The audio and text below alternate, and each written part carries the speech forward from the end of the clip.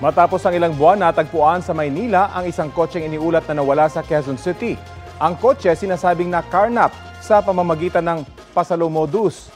Balita hatid ni James Agustin.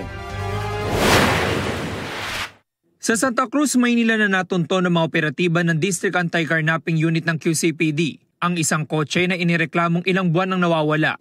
Dumulog daw ang may-ari sa mga otoridad para i-report na noong Hulyo ay nakipagtransaksyon siya sa isang lalaki na nais bumili ng kotse. Ito ay pina-assume niya o tinatawag natin pasalo. So ibig sabihin na inilipat na niya ang kanyang karapatan doon sa sakyan, ngunit may usapan sila na kapag ito ay hindi nagbayad sa bangko, yung tao na yon ibabalik niya yung sakyan. Ngunit ito ay hindi naganap o hindi nangyari.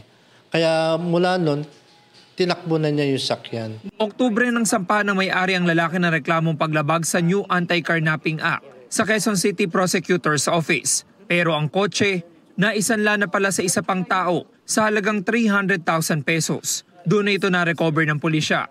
Payo naman ng mga otoridad para maiwasan ang mga biktima ng pasalo modus. Sa lahat ng transaksyon na kanilang gagawin, dapat ito ay may patnubay ng bangko para yung kanilang agreement ay legal.